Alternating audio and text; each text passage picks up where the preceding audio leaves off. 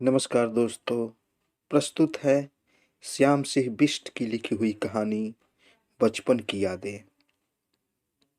गांव की यादें और बचपन की यादों में हमेशा एक ही समानता होती है। जब भी कभी जाने अनजाने याद आ जाती है तो हृदय और आंखों को एक यादों का गीलापन और कुछ शब्दों में मैं ना बयां करने वाला एहसास दे जाती है। हर किसी की बचपन के दिनों की यादों की अपनी ही उपयोगिता और खुशनुमा एहसास होती है। बचपन में जब हम प्रातः उठते थे, सर्वप्रथम हम घर के बाहर गोरिया, घिनौर, सीटों, घुंघुत, चिड़िची, काव जैसे अनगिनत रंग बिरंगे पंछी देखते को मिल जाते थे।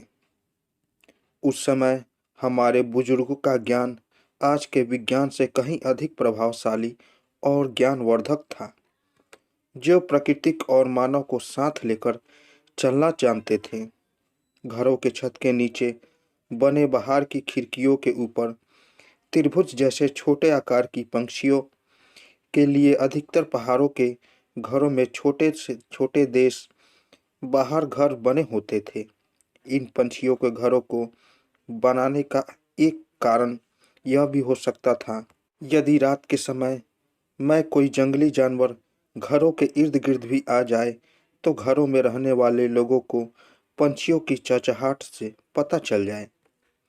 बचपन में हम लोगों ने अधिकतर देखा भी था कि जब कभी घर के आंगन या आसपास कोई सांप आ जाता तो सियोटो नाम का पंछी जोर जोर से सीसी करने आवाजें निकालता था।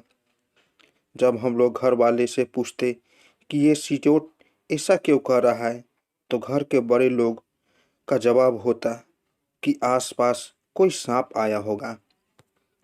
पर अब आधुनिक बने मकानों में अपने लिए जगह नहीं होती।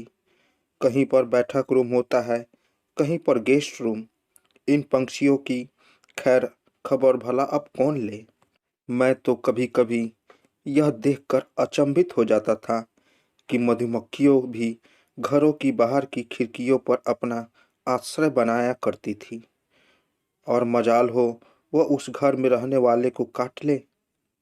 मेरे बचपन के सहपाठी हमेशा मुझसे कहते थे कि इन मधुमक्खियों में एक राजा होता है, उसी के निर्देशानुसार ये मधुमक्खियाँ चलती हैं और आगे राजा रानी, पीछे ये सब।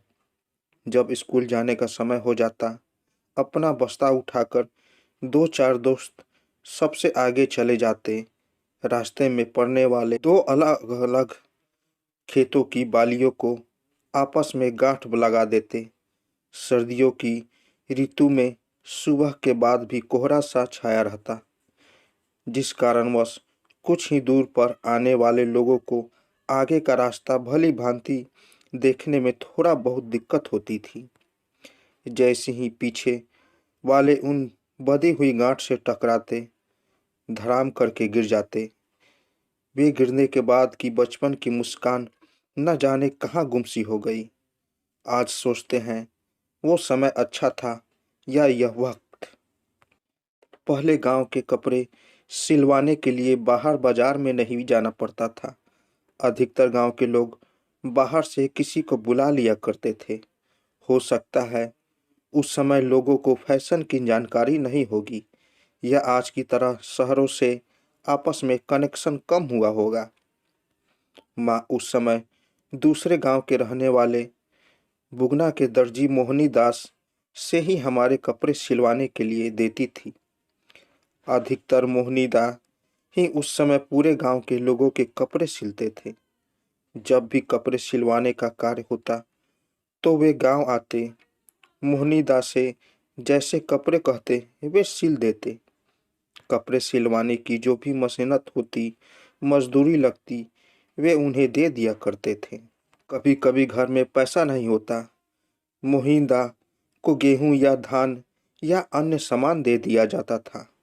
उस वक्त लोगों का धन्यवाद, जो कार्य करने के बदले धन ना मिलने पर खुशी खुशी और सामान ले जाते थे, वो जानते थे कि धन से भी हमने रोजमर्रा की ही सामान लाना है। यदि आज के समय ऐसी परिस्थितियों हो जाए तो समझो बोल चाल तो बंद होगी ही होगी। धन न मिलने के बाद कोर्ट कचहरी भी देखनी पड़ जाएगी।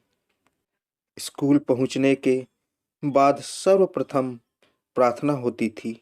आगे की पंक्तियों पर लड़कियों और पीछे की पंक्ति पर हमेशा लड़के ही खड़े होते थे।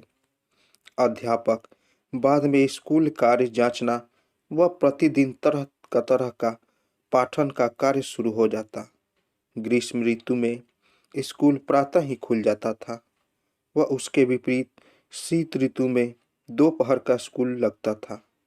इन अलग अलग एक ही वर्ष काल में लगने वाले स्कूल को आरक्ष व खैर बैर स्कूल के नाम से संबोधित करते थे। अवकाश के दौरान हम सभी सहपाठी गांव के सहपाठी गाय बैल या अन्य जानवरों को चारा खिलाने के लिए जंगल छोड़ने के लिए चले जाते थे। अधिकतर ग्रीष्म काल में नदियों में नहाने के लिए हम सभी दोस्त लोग पहले खाव बनाते, दिन भर नहाने के उपरांत बड़े से पत्थरों पर सो जाते व चिलचिलाती हुई धूप का आनंद लेते। जब कभी भी खाव बनता तो सबके लिए निर्देश एक समान होते। बने हुए खाव मैं नहीं नहाता, जो खाव बनाने के लिए सी गीली घास और मिट्टी से बने हुए छोटे बड़े हल्की सी गीली ढेरी को लाता, जिसे हम अपनी पहाड़ी भाषा में जिगात कहकर संबोधित करते थे। कभी साथ मिलकर खो खो का खेल खेलते, कभी पहाड़ों का चर्चित खेल आज मेरा गट्टू व पिट्टू, जब कभी गिरी डंडा का खेल खेलना होता तो खेलने के लिए गांव के किसी अधिक लंबे खेत का चुनाव करना होता था। गिरी बनाने के लिए अधिकतर अमरूद के पेड़ का ही उपयोग करते थे। बचपन का एक बंदूक वाला खेल और था, जिसे हम अपनी भाषा में अटलू पटलू जटालू गोए कहते थे। जैसे जैसे उम्र बढ़ती गई तो क्रिकेट खेलने का शौक लग गया। पता ही नहीं चला कि जो बचपन का छुआ छुपाई लोहे की गाड़ी वाले खेल ना जाने कहाँ हवा के लहरों के साथ बिना एहसास कराए बचपन की यादों का पिटारा कब समय के जादूगर के जादू की तरह आंखों से छू मंतर हो गया। आज सिर्फ वो यादें ही रह गई है। बचपन के वो कुछ खेल तो अब सिर्फ आने वाली पीढ़ी को किस्से कहानियों या किताबों में मिलेगी। अभी भी पहाड़ जो वहीं ज्यों के त्यों अपने स्थान पर खड़े हैं, हरियाली वही है, कोहरे से लिपटे हुए आधे दूध की तरह आवरण से ढके गांव, सर्दियों की दांतों को कटकटाती ठंड की कपन, ग्रीष्म काल के हवाओं के झोंके के रुख अभी भी नहीं बदले। तारों और जुगनू का टिमटिमाना अभी भी कायम है। घरों के बारिश की बंधार कायम है।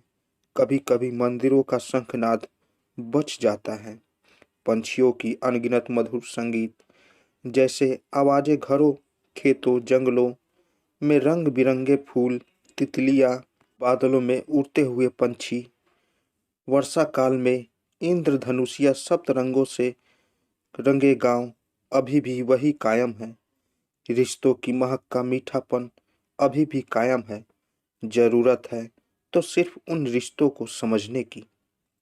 समय के साथ साथ जैसे जैसे आवश्यकताएं बढ़ती गई, पहाड़ हमसे पीछे छूट गया।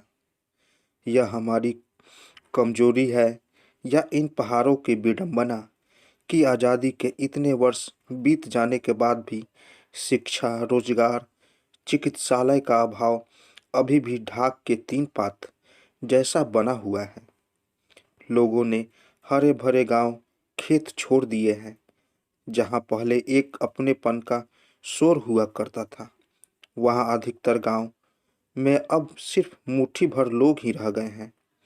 इन सुनसान बंद हुए घरों, देवी थानों, अमरूद, आम के आंगनों बिताए हुए बचपन के रास्तों, दोस्तों, आस पड़ोस के लोग को शहरी में बसे लोगों के आने की हमेशा आस लगी रहेगी।